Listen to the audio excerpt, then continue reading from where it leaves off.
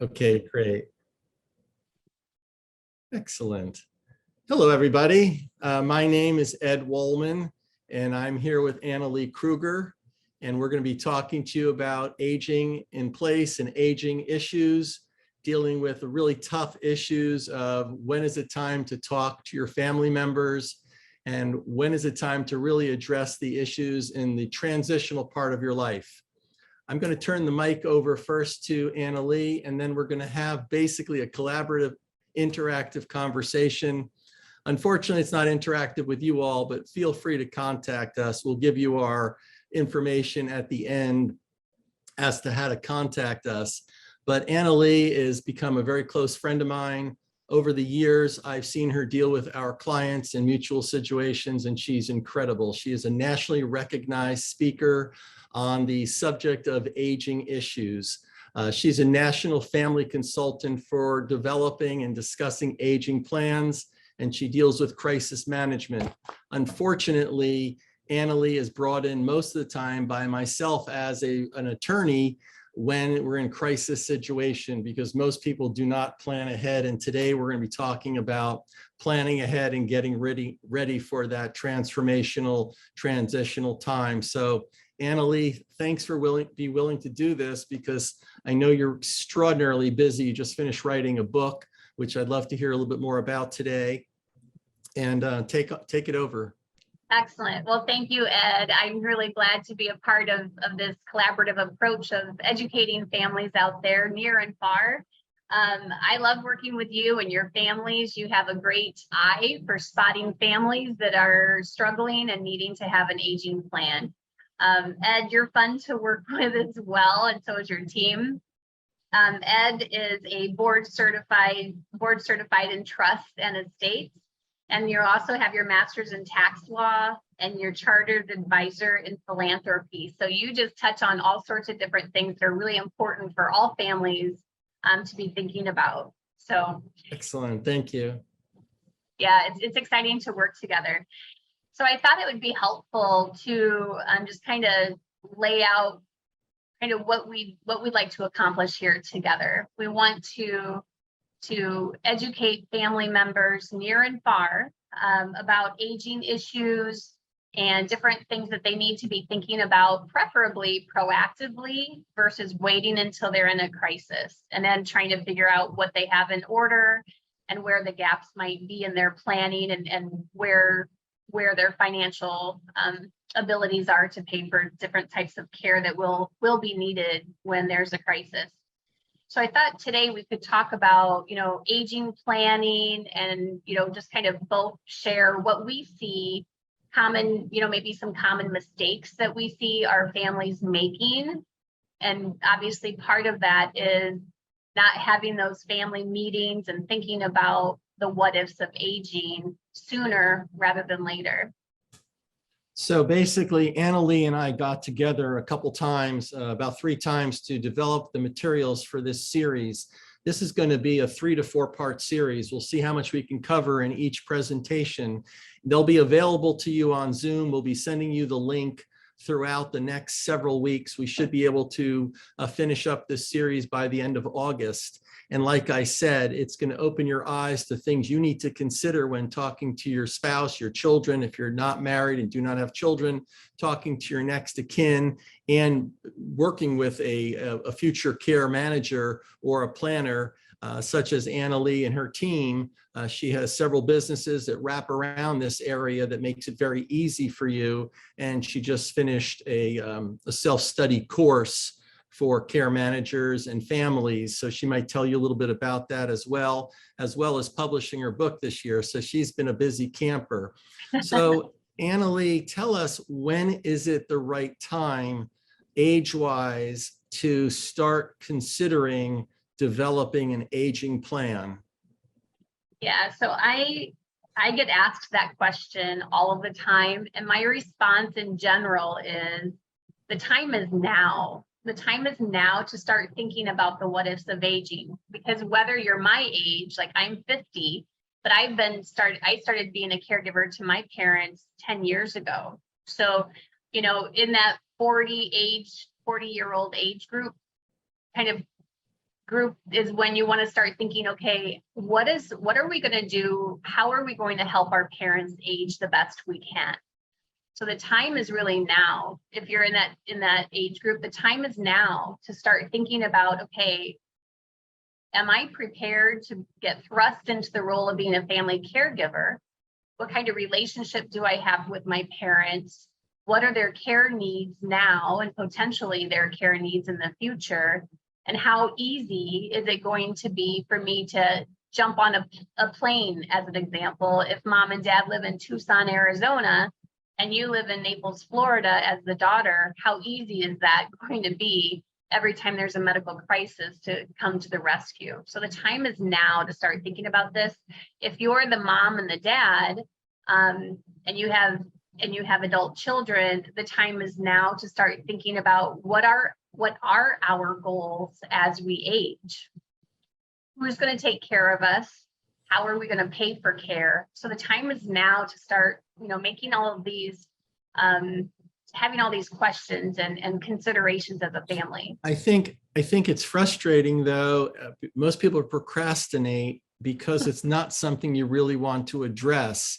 As recently as this morning at breakfast with a dear friend of mine, we were talking about our parents, and we were talking about things like, when do you stop driving? When do you stop making major financial decisions on your own? In the conversation we were having today, the parent made a significant purchase of something that wasn't practical at all. The house already had it, and there was no reason to purchase another one, but they don't want to give up control. So calling your child or even relying on your spouse when you're starting to have a little cognitive impairment is very frustrating and almost I don't know if the word's emasculating, because you don't want to address those issues. You're saying you should address them decades earlier for what I'm dealing with. I'm dealing with 68 to 88-year-olds that are trying to figure out, who I'm going to leave my money to. Forget where am I going to live? How am I going to deal with emergent situations? What do I do in the case of a hurricane? There's so many issues, and we've addressed them in prior newsletters, our generation newsletter, which is on our website. But it's hard to get people motivated to take action now, especially not with somebody they have to pay to get advice, because that's even more frustrating. Yeah, and people don't want to have these conversations, and they don't want to think about it because it is hard and it is unpleasant and it is uncomfortable to think about what if I have dementia and what's the plan when it progresses. No one wants to think about the good, the bad, and the ugly of aging, right? And so they don't have these family meetings until they find themselves in a crisis situation and thrust into the role of being a family caregiver, or forced into having to make big decisions quickly. And that is the worst time to feel confident about decisions you make, is when you're in crisis mode, because you're not making informed decisions, you're making emotional decisions. Let me ask you then, what do you do? And can I, if I'm a client of yours, a prospective client of yours, can I develop the plan myself without having that difficult conversation with my children or other siblings or caretaker?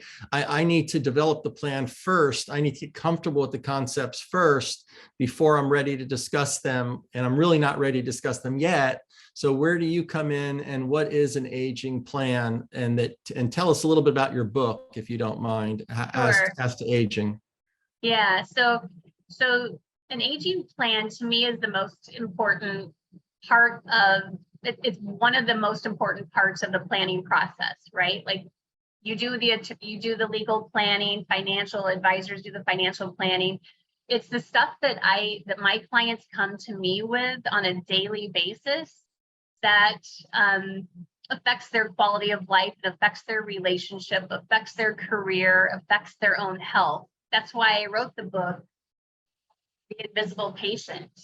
And that's why on the cover of the book is a bench. And caregiving can get very lonely very quickly when it's a long-term caregiving journey. It's one thing to take care of someone who has a broken hip and will be back up and kind of self-sufficient in 4 or 6 weeks. But when we're talking about someone with a chronic disease like dementia that will progress, so dementia will progress, or Parkinson's disease or ALS, that's a whole different type of caregiving journey, because that's a long-term journey. But as speaking on behalf of the clients, I don't want to be a burden on my family.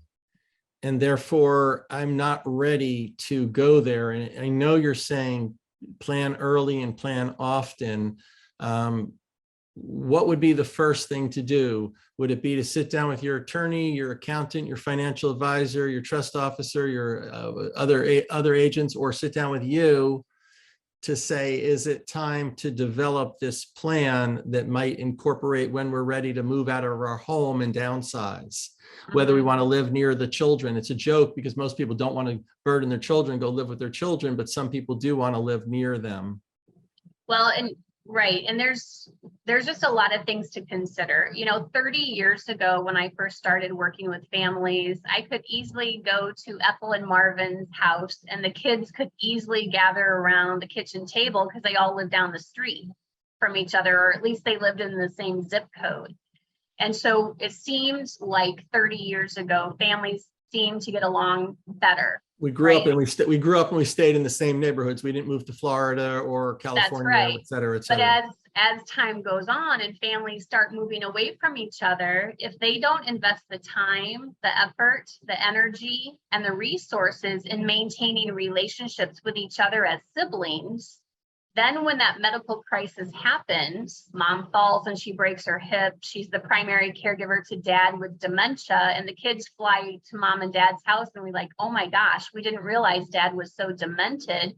How are we supposed to manage him at home when we should be at the hospital advocating for mom? And so keep in mind, 92% of my clients come to me in crisis. Many of them have bits and pieces of an aging plan in place, like they might have their estate documents in order, or they might have their do not resuscitate, forms completed, or they may have long-term care insurance, but they don't really know what it pays because they bought it 20 years ago. And so when families come to Care Right, it's the burned out adult children who call me for an aging plan. Interesting. I would have thought it would be the ones without the children. That's interesting. It's and often it is because they have no one to help them, but it's almost always the burned out adult children who call me because they heard me on a speaking engagement or on a podcast, or most of my clients come to me from word of mouth referrals because I don't advertise. So when I would say another thing that's interesting is if you're the primary caretaker, say your spouse has a cognitive impairment, and then you fall down and go boom, or you're in a car accident, who's going to take your role? So it's almost having a contingency plan in place as well. And I have to say that we're pretty good about mentioning this in our legal conversation as part of estate planning, but it's probably about a 1 to 2 minute conversation. Yeah, and it needs these types of conversations because usually the first response is pushback. Right? Because nobody wants to talk about aging. No one wants to talk about leaving their home because in their mind, they're going to die at home. They don't want to leave. Most elderly people want to age in place at home, and that's fine. That's great. Mm-hmm. That's very, 65% of them want to age in place at home, and that's great. But what if you can't afford it because you're misinformed and you think Medicare is going to pay for all of these home care visits? So what if you're misinformed and so you didn't plan ahead financially, like have long-term care insurance or some sort of financial solution in place proactively? And what if you can't find consistent, compassionate, properly trained home care workers who consistently actually come? Yeah, my friends in your industry that are including yourself that are running the agencies are extremely short staffed. So finding a good person and keeping that good person when that person can't show up or they have COVID, and then finding another person, it's really crazy difficult. So yeah, that's been a problem as well. Well, and the other thing too is with COVID, home care has always been challenged, or healthcare has always been challenged with finding really good quality, dependable, reliable, well-trained professional workers. It's always been a challenge. I've been in this industry for 30 years as a professional. So it's always been a challenge, but with the pandemic, you're right, people are getting sick and, they're not coming to work. And so what if you're 85 years old and your goal is to age in place at home, but the home care company can't provide a consistent companion and you're already on an 8 or a 12-hour shift? Who's going to help you get to the bathroom? These are real life things. How are you going to get to the bathroom when you're supposed to have someone walk with you? You're going to fall, or you're not going to drink because what goes in has to come out and you're afraid of falling. And so then they get weak and they get urinary tract infections. I mean, it's just an ongoing spiral downhill. So it's really important to think about, that's great that you want to age in place at home, but what if you can't find caregivers? And what's that plan if you can't stay at home because your dementia progresses and you're wandering out of the house or you're leaving the oven on, and your kids can't just keep flying down or checking in on you all of the time? They just can't. I want to mention the price. People think staying at home is a lot more affordable. What I tell people all the time is a shift person that comes to your house costs about $20,000 a month around the clock, in addition to all your household expenses. If you go to assisted living, it's $6,000 plus, give or take. There's 4 different levels of care at assisted living. If you go to a skilled nursing facility, it's well over 10 to 12,000 and more, depending on what state you're in.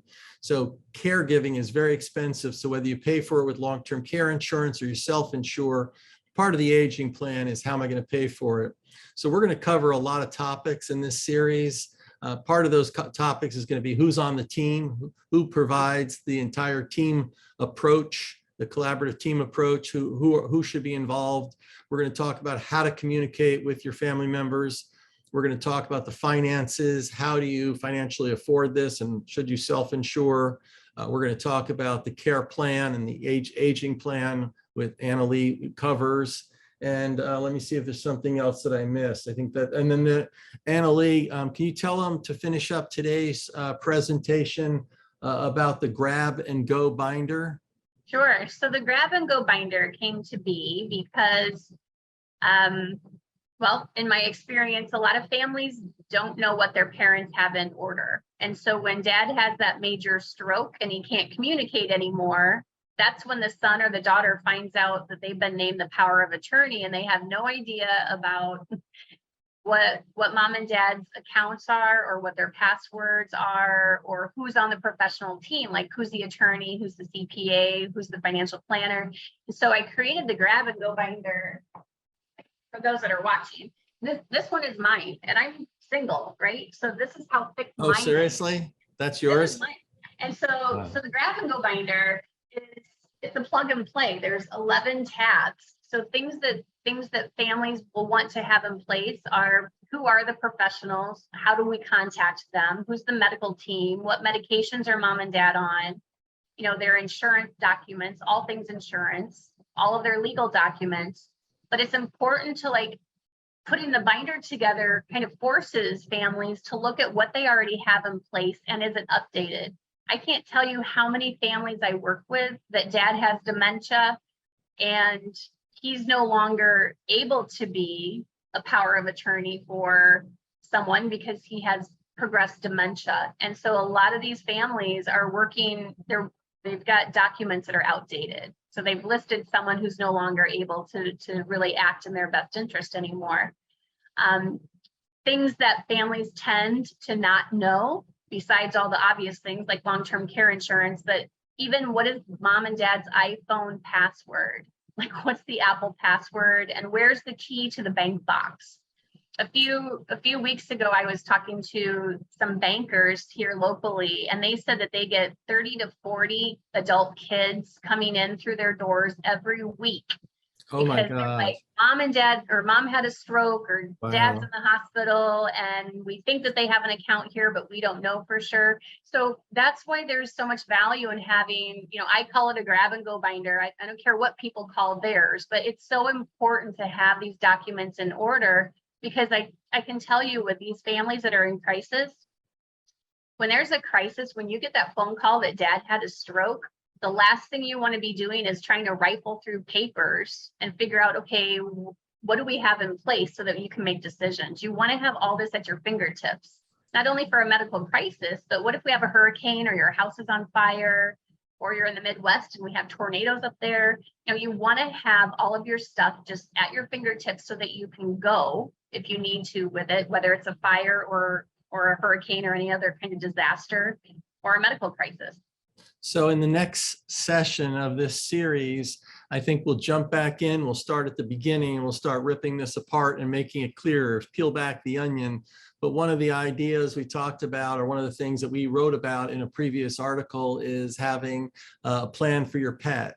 If you fell down and went boom, or in a car accident, you had to go to the hospital even for one day, who's going to watch your dog or your cat?